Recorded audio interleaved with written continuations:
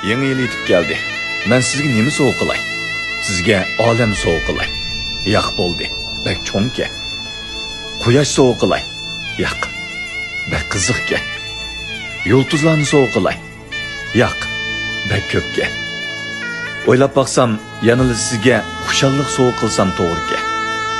Yangi yil yetib keldi. Sizga xushallik tilayman.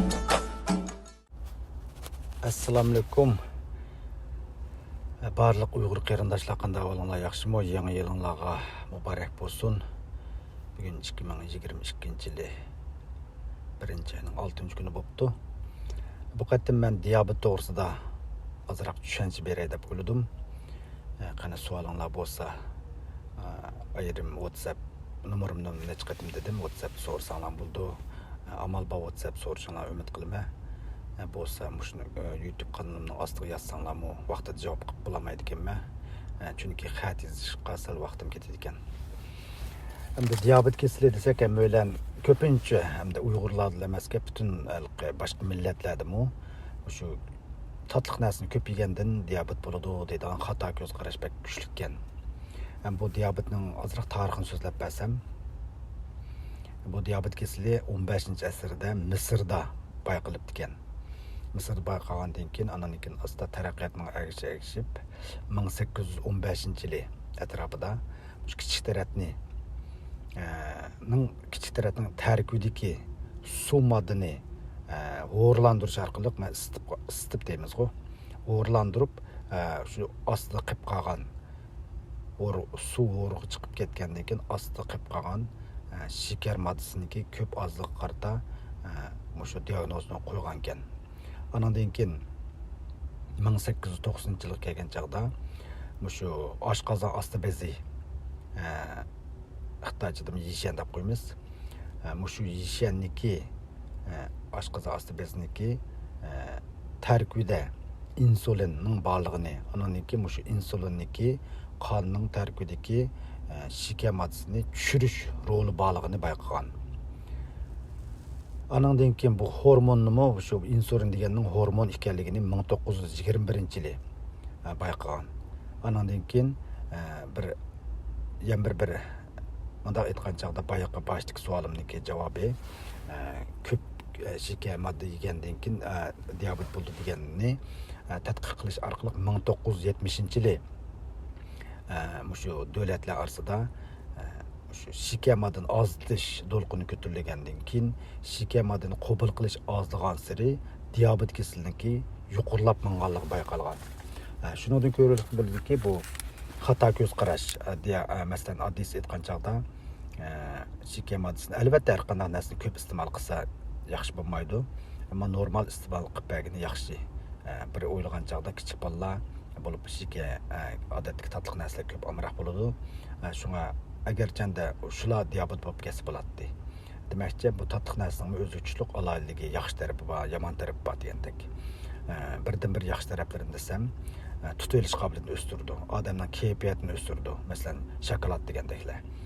Buni men demasam, muammolarning 5-dan o'tgan ishlar. Demakchi, hamda bu xato ko'z qarash. Diabet kasali qandoq bo'ladi degan chaqda, boy degandek, asosliqi shu oshqozon osti bezi. Men u jarayonlarni hali so'zladim, YouTube'ni ko'rib baqsanglar bo'ladi. Oshqozonning ostiga joylashgan bo'lib, oshqozonga ko'p narsa kirsa, masalan, yemaklik bo'lamdi, suv bo'lamdi degandek. Qilgandan keyin oshqozon bosgandan keyin oshqozon osti bezini, yishanni bosgandan keyin bu yishanda yido deb bir yaba, suydo deb qo'ydi yaponchadami. Bu bunda aytgan chaqda orol desak bo'ladi. Mikroskop ko'rgil bo'ladi albatta. Shu orolda shu insulin ajratib chiqaradi. Agar siz tamoqni ko'p yevasangiz, ichimlikni jiq ichsangiz, suv bilan har qanday ichimlikni oshqozon bosgandan keyin buniki ajratib chiqarishga albatta ta'sir qiladi. Ta'sir qilgandan keyin insulinni ajratib chiqarolmaydigan bo'lib qoladi. Anandan keyin shu atrofimiz ko'rayotgandek diabet kasallari o'ziga insulin uradi. Urgandan keyin badanimizga shu qonning tarkibida insulin yetishmagandan keyin sirtdan insulin urish orqali badanimizning tamponligini saqlab qolamiz. Hamda buni Yan bir hesapda hem de qandaq alametler görüldü. Ança-muncha anglaymiz etrafımızda. Eng asaslıqı özüңlar diagnoz qo'yib baqsanglar bo'ladi, ammo cho'qim mushundoq degan gap emas birinchidan. Shunga buni o'zinglar hisob qo'yay dedim. Buning alomatlari, tipik alomatlaridan birinchidan gelimiz asan quruydi, ussaymiz, suni jiq ichimiz. Ikkinchidan kichik tarafniki qitim soni ko'plab, miqdorimiz jiq bo'ladi. Uchinchidan bir xil özümüz nayet hargınlık his qilamiz. Üçüncüden şunçilik jismu adamın ki bedeni oruqlap mağdı. Anandan keyin beşinciden tuyuqsuz putlarımızdaki uyuşu, onundan keyin tartışıp qilish ahvollari yuz beradi. Altıncıdan ko'zimizda şu qor chekitlar kuchib beradigan ahvol köp görüldü. Bazı bir ahvallar buludu ki o'rnimizda tuyuqsiz turgan chog'da bo'ladi, o normal ahval. Ama davomliq bo'lsa, bu xatarlik. Anandan keyin bir yerlar yerilib ketsa, masalan, zaxmlansak, tez saqlaymiz. Anandan keyin oxirida erlarniki shu munosabat o'zgargan chog'da to'sqinlik uchraydigan ahvollar bo'ldi. Buni ham ingliz tilida ED deb qo'ydi. Demakchi, hamda bu diabet keseli hozir xalqarалық cho'ng bir kasal bo'ldi. Demakchi, mundaq aytgan chog'da burundan tortib, tarixdan tortib bu diabet keselini baylar keseli dedi ekandik.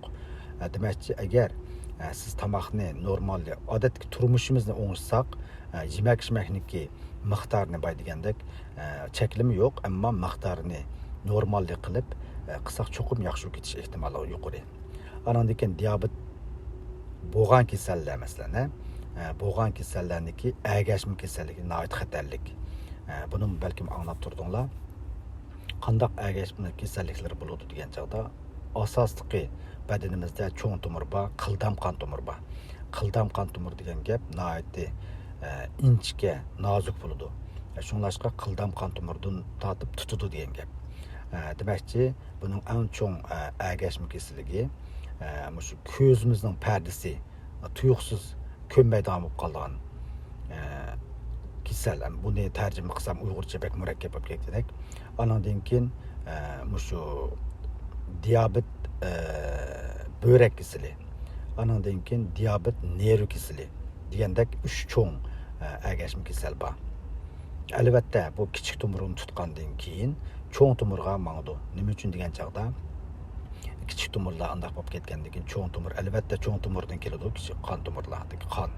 Shunga cho'ng tumurlarmi bardoshlik berolmay, oxirida qandaq bo'ldi desanglar, cho'ng tumurlarda masalan shikar moddasi ba'zi egizlab ketadigan, ba'zi tuvallab ketadigan har xil qetishlar bo'ladi. Qetish bo'lgandan keyin eng cho'ng xatar mingimizda to'salg'i, mingidagi qon tumurlarida to'salg'i bo'ladi. Yuragimizning qon tomirlarida to'salg'i bo'ladi degandek alomatlar bo'ladi. Buni hamda tafsili tushuntirish beray desam vaqt ketgidek. Shunlashqa bu diabetni rasm orqali ancha-muncha chaplay desam uning vaqt ketadi ekan. Shun oddiy qiliblam so'zildim. Qana yana hamkorlashsak bo'ladi, fikrlashsak bo'ladi. Diabet keseli hozir haqiqatan mening atrofimda ko'p do'stlarimiz bor, ammo oldini olish eng muhim. Oldini olishdan muhimi diqqat qilish. Bo'libmi bizning johil mijozimiz bek kuchli. Doktorga bormaydigan degandek. Shunlashqa albatta men bu doktorga berishni toza loyiq ko'rmayman. Biz faqat bo'lmagan chog'da bormiz.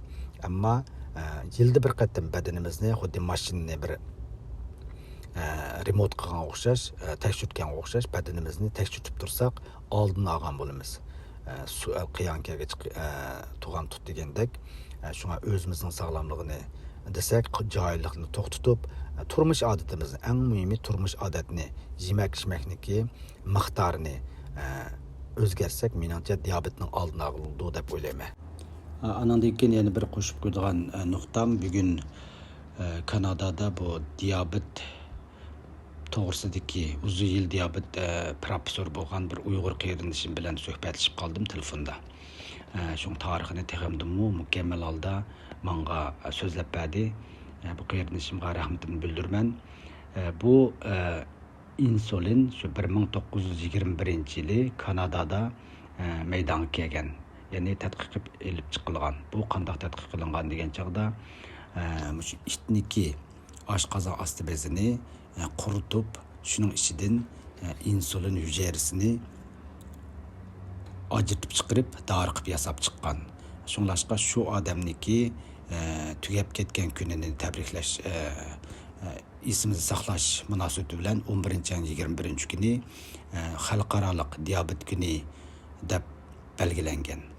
Ondan keyin bu diabet degan so'zning asli kelish manbasi Gretsiya so'zi bo'lib, shu Gretsiyada eng asosli tig manbasi Gretsiya so'zchilik so'zlar. Ko'pdan ko'p rahmat ko'pchilikka. Yangi yilinglar xayrli bo'lsin.